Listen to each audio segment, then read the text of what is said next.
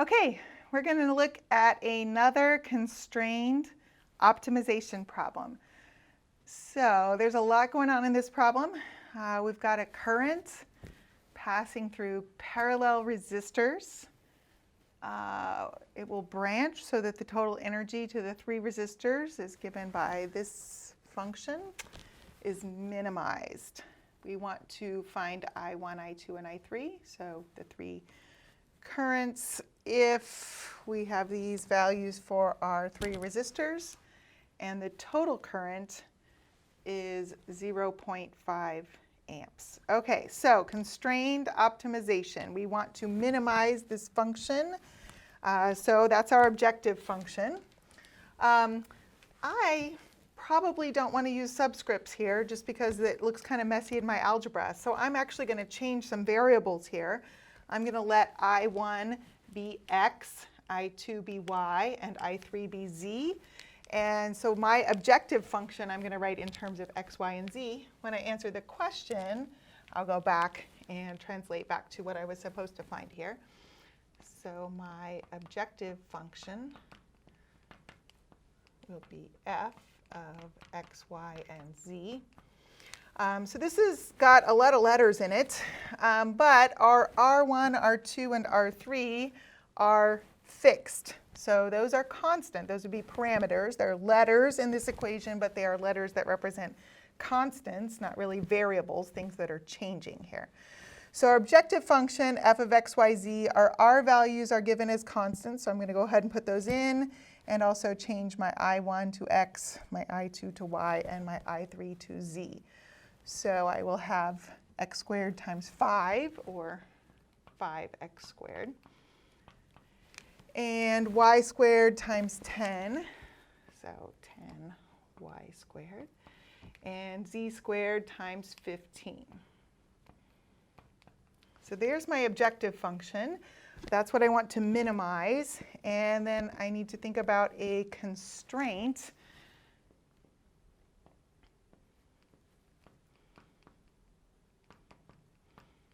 So our constraint is going to have to be some restriction on x, y, and z. So the other information given here is that the current I will branch, and we are supposed to find these three values. So if you think about current passing through three different parallel resistors, when it branches, it's going to split up. The other information given here that might encourage you to think about that in terms of how that's going to work is that it's telling you here that the total current is 0.5 amps. So that current will branch so that I have different current through different resistors, so that my x, y, and z, or I1 plus I2 plus I3, all add up to 0.5. So remember, when I write a constraint function, I need my constraint equal to 0 for my Lagrange multipliers method. So g of x, y, z equals x plus y plus z minus 0.5 equals 0. Okay, so there's my objective function and my constraint. We're going to just go ahead and set up our system of equations from Lagrange multipliers. So gradient of f equals lambda times gradient of g. So I'm going to have my partial derivatives of f. With respect to x, I will get 10x. With respect to y, I'll get 20y. And with respect to z, I will get 30z equals lambda times partial derivative of my constraint with respect to x is 1. And for the partial derivative with respect to y, I will also get 1. And lambda times partial derivative with respect to z will also be 1. Okay, so that turned out pretty simple over here. And then my constraint is my other equation I have in my system.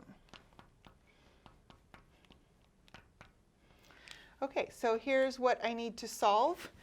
So there are different ways that we can take care of that.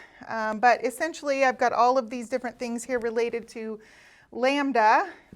So I can solve this for x. Solving this first equation for x is going to involve dividing through by 10.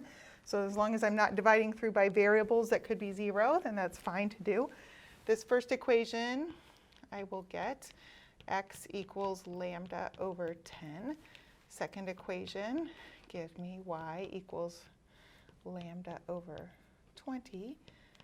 Third equation, z equals lambda over 30. I'm going to put those into my constraint. So I will have lambda over 10 plus lambda over 20 plus lambda over 30 equals 1/2. Then I want to solve for lambda. So however you want to do that algebraically, you've got a lot of fractions to deal with here, so there's different ways that you might want to think about that. I'm going to just notice a common denominator here would be 60 and multiply through by that. So 6 lambda plus 3 lambda plus 2 lambda is 30. If I add all these up, I get 11 lambda, and then divide by 11, I'll have lambda equals 30/11. Lambda is not really what I'm after here, but it will help me. Once I've got my lambda, I can go ahead and find my x, y, and z values.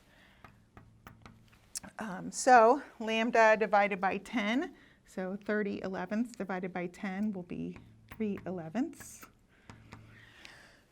For y, we'll have 30/11 divided by 20, so 3 over 22. And z, so I'll have 30/11 divided by 30, so 1/11. So these are x, y, and z values. We were supposed to find current values. These would be given in amps.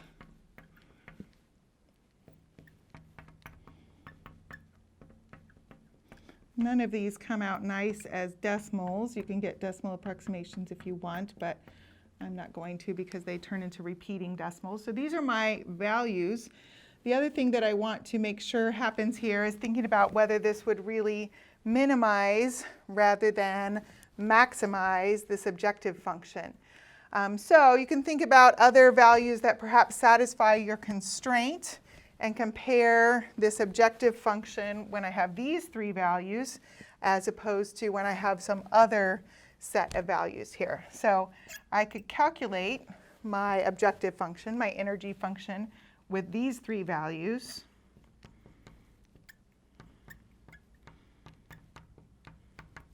And then I could also calculate my objective function at some other set of values that satisfy my constraint. So an easy set of values would maybe be when x equals 1/2, y equals 0, and z equals 0.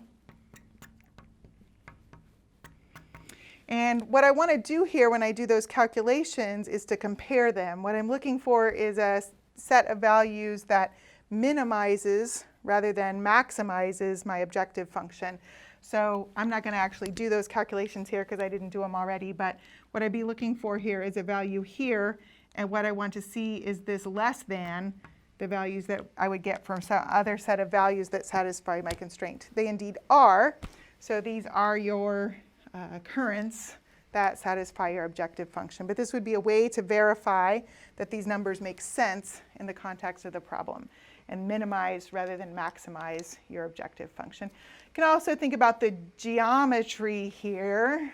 We've got an objective function that you can think about that in terms of a level surface. The level surfaces of this would be ellipsoids. You can also think about this in terms of our constraint is a plane, if you think about that geometrically. So you can also think geometrically about a minimum value of this on this plane, and so thinking about that as well. But these indeed do minimize our function, so those are the values that we're looking for here.